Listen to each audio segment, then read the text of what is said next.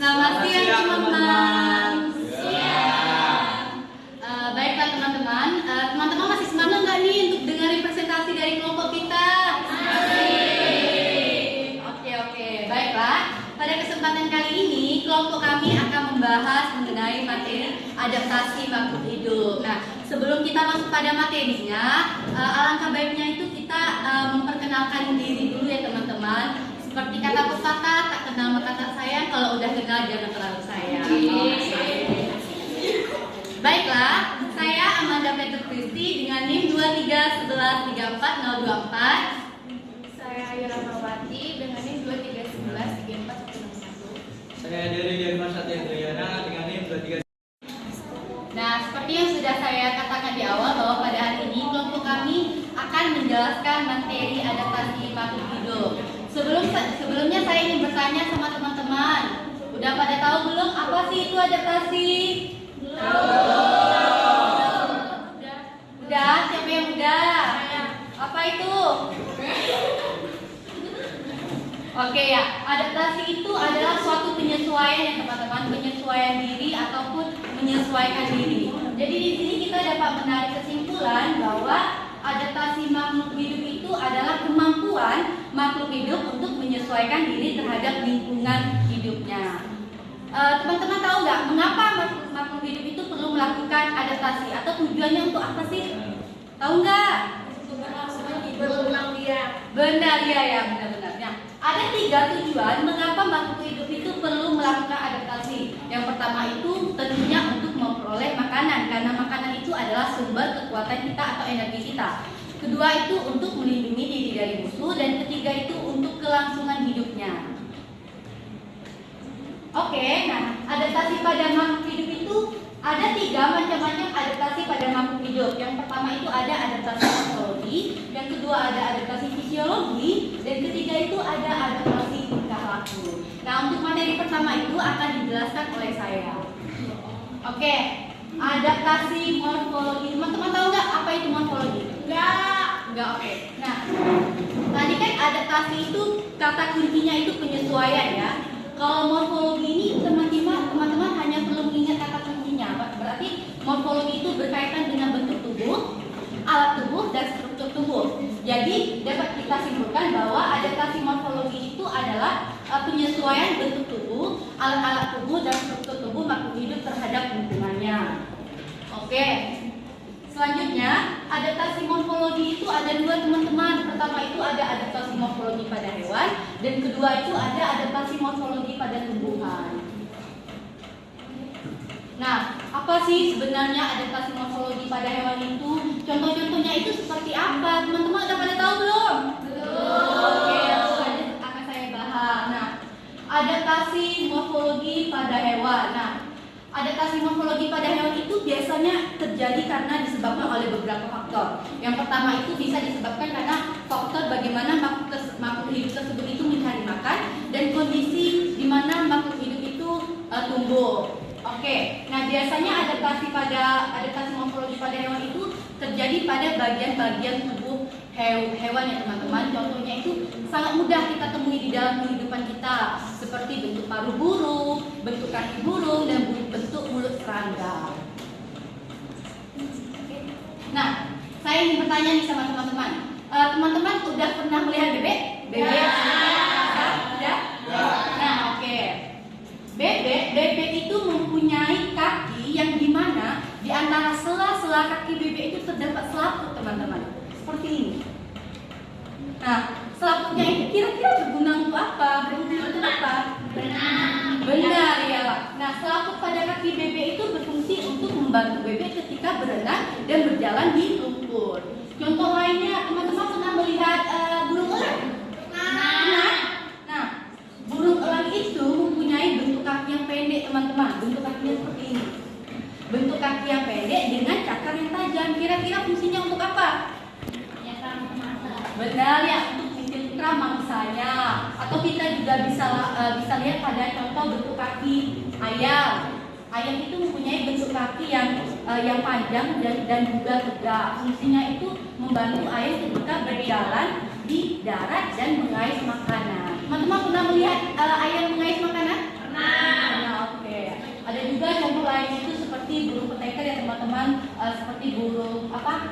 kutilang, burung kenari, dan burung pipit. Atau ada juga burung pemanjat. Contoh burung pemanjat itu seperti burung kakak tua dan burung pelatuk.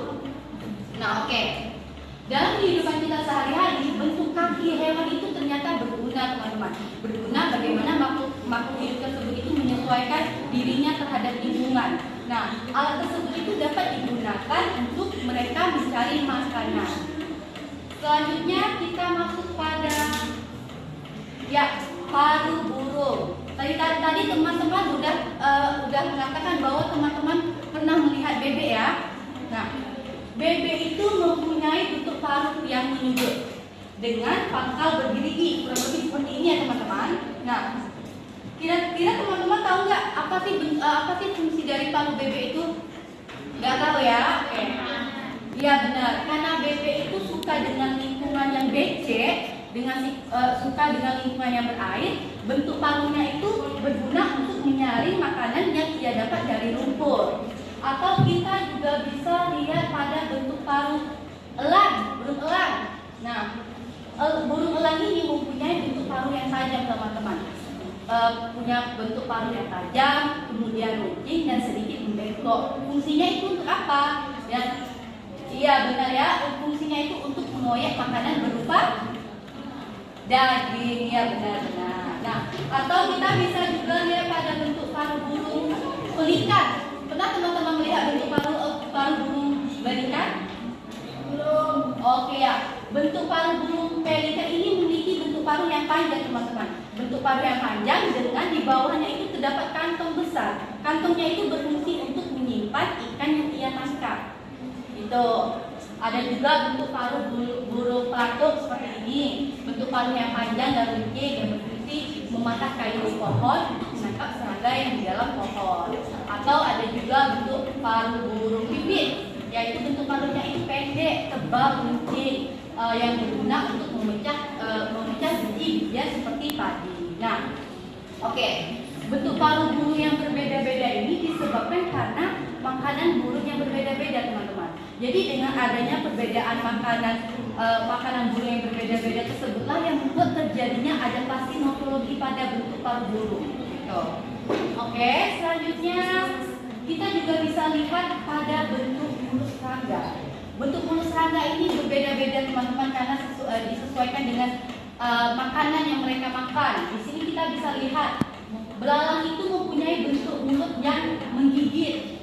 Berbeda dengan lalat. Lalat juga memiliki bentuk mulut yang menjilat. Begitu juga dengan kupu-kupu, mempunyai bentuk mulut mengisap, dan nyamuk mempunyai bentuk mulut menusuk. Oke. Nah, kalau tadi kita membahas tentang adaptasi morfologi pada hewan, sekarang kita akan bahas pada adaptasi morfologi pada tumbuhan. Apa sih sebenarnya adaptasi morfologi pada tumbuhan itu? Oke, adaptasi morfologi pada tumbuhan itu ada 5, teman-teman. Pertama itu ada xerofit, ada hydrofit, ada halofit, dan juga ada mesofit. Nah, apa sih sebenarnya tumbuhan xerofit itu? Teman-teman udah pada tahu belum? Belum. Ya, oke. Tumbuhan xerofit itu adalah tumbuhan yang hidup di daerah yang kering, teman-teman, dengan kandungan air yang sedikit. Biasanya itu hidup di daerah padang gurun atau enggak itu di daerah savana. Contohnya seperti apa? Iya, benar, teman-teman bisa lihat di gambar ya. Contohnya itu, contoh tanaman xerofit itu ada pohon kurma, ada kaktus, ada lidah buaya, ada adenum, ada juga bunga mentega, dan juga lili gurun. Oke. Nah, sekarang kita masuk pada tumbuhan hidrofit. Teman-teman pasti tahu ya, hidro. Kalau dalam bahasa Yunani itu adalah air. Jadi di sini kita dapat menyimpulkan bahwa tanaman hidrofit itu analah tanaman yang hidup di daerah yang banyak kandungan airnya atau hidup di daerah perairan. Nah, biasanya cara hidup tanaman hidrofit itu dengan cara mengapung di atas permukaan air. Contohnya itu seperti ada teratai, ada echinodon, ada kangkung, ada bunga lili, dan juga ada selada laut. Oke, selanjutnya kita masuk pada tanaman higrofit. Nah, apa sih sebenarnya tanaman higrofit itu? Oke, tanaman higrofit itu adalah tanaman yang hidup di lingkungan yang lembab. Biasanya itu kita temui pada tanaman lumut, tanaman talas, tanaman keladi, dan juga tanaman paku-pakuan. Selanjutnya ada juga tanaman halofit. Nah, tanaman halofit itu adalah tanaman yang hidup di daerah yang kandungan kadar garamnya itu tinggi ya teman-teman. Biasanya itu hidup di daerah dekat laut kalau nggak dekat pantai. Nah, contoh tanamannya itu seperti hutan mangrove dan hutan bakau. Biasanya tanaman-tanaman seperti ini mempunyai akar yang kuat teman-teman, karena berfungsi sebagai upaya untuk tetap berdiri kokoh meskipun diterjang oleh ombak. Oke, selanjutnya ada tanaman mesofit yang terakhir teman-teman. Nah, apa sih sebenarnya tanaman mesofit itu? Nah, ya, tanaman mesofit itu adalah tanaman yang bisa hidup di daerah yang tidak terlalu kering dan juga tidak terlalu basah. Biasanya itu kita temui di daerah daratan ya teman-teman. Contohnya itu ada pohon pisang, ada pepaya, ada rambutan, dan juga ada jambu. Baiklah. Selanjutnya kita akan masuk pada materi selanjutnya, yaitu adaptasi fisiologi yang akan dibahas oleh teman saya, Der. Oke teman-teman, baik. Di sini saya akan menjelaskan tentang apa sih adaptasi fisiologi. Ada yang tahu teman-teman adaptasi fisiologi? Adaptasi fisiologi adalah penyesuaian makhluk hidup melalui fungsi kerja organ-organ tubuh untuk bertahan hidup. Nah, adaptasi pada hewan ini memiliki pengertian yang sama, tetapi di sini dikhususkan pada hewan hidup. Oke, yang pertama adalah kucing. Dapat dilihat karakteristik kucing ini memiliki tubuh yang tajam, taring yang runcing yang berguna untuk mencari makanan. Nah, dengan ciri-ciri tersebut, kucing dapat mencari makanan dengan cara berburu. Nah, selanjutnya adalah burung kolibri atau biasa disebut dengan burung kolibri.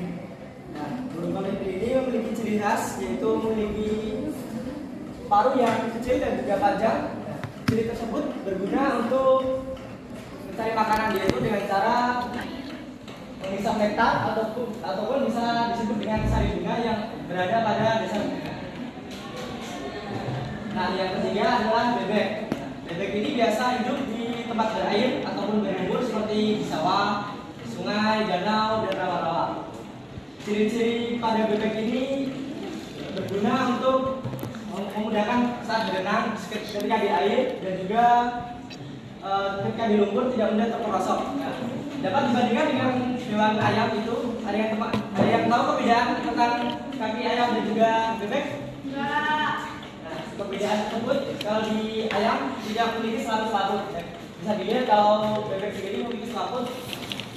Jika ayam kan tidak selaput. Nah, ayam sendiri bisa mudah terperosok ketika di lumpur itu sendiri. Nah, yang selanjutnya adalah tentang fisiologi tumbuhan. Di sini kita akan membahas tanaman berbunga. Adaptasi fisiologi pada tumbuhan berbunga menghasilkan bentuk mahkota yang indah.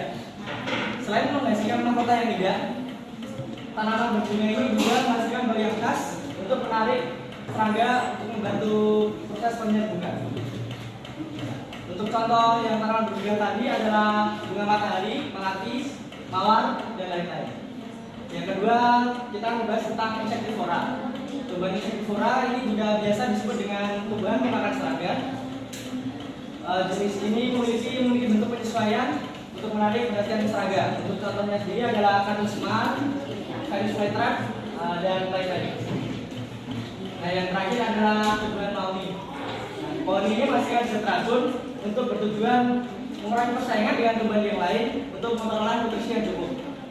Dengan begitu, tumbuhan ini lebih cenderung lebih cepat daripada tumbuhan lain karena memiliki ruang tumbuh yang cukup sehingga lebih cepat berkembang daripada tumbuhan yang lain.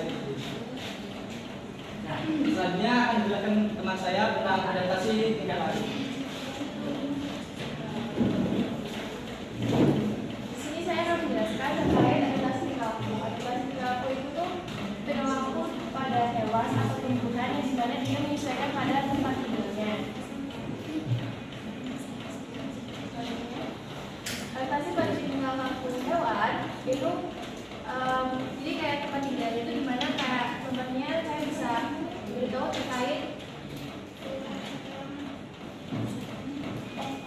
bunglon. Nah, bunglon itu kan dia seperti dia duduk di tangkai.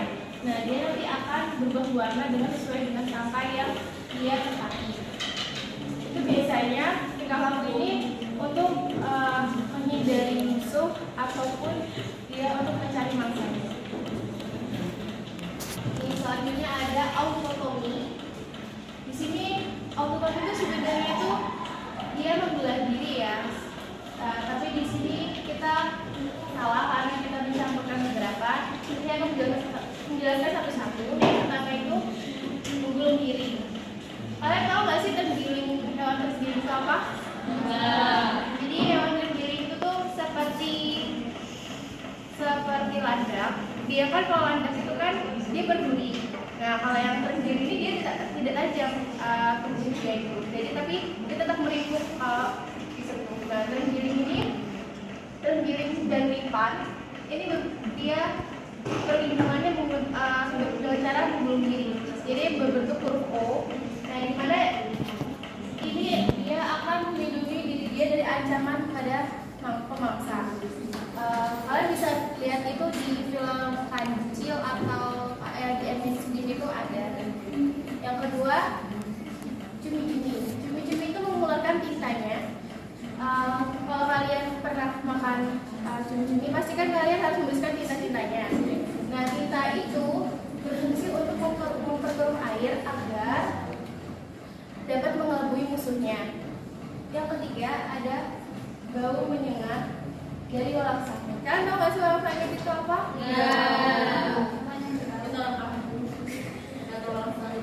Jadi walang sangit itu tuh mirip seperti belalang. Dia biasanya ada di sawah atau di kebun gitu kan.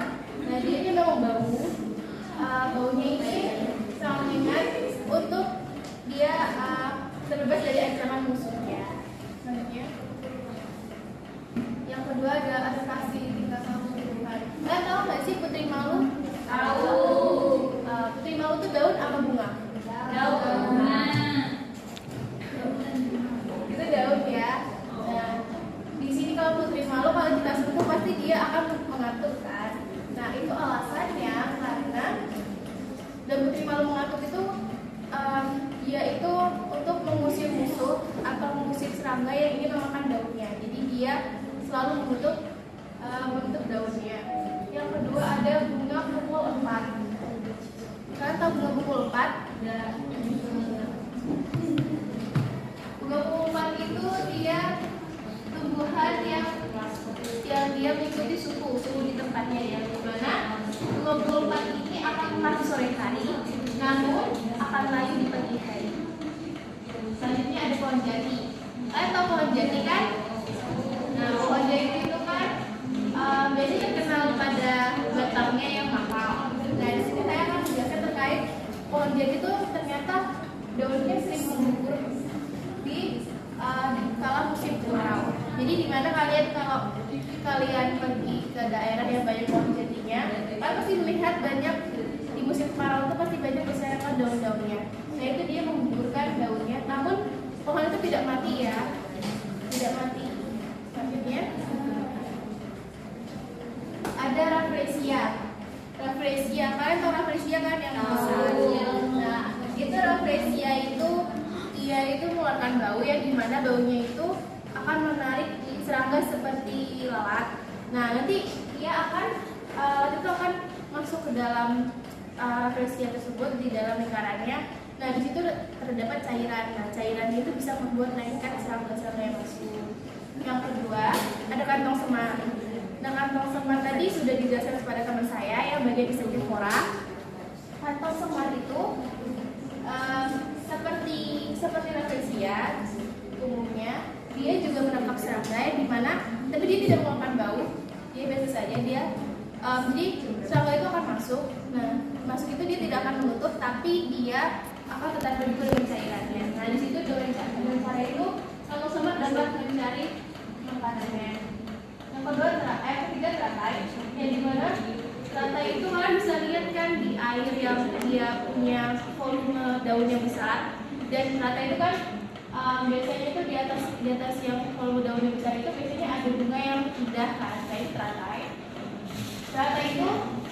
dia untuk daun lebar dan tipis untuk penguapan.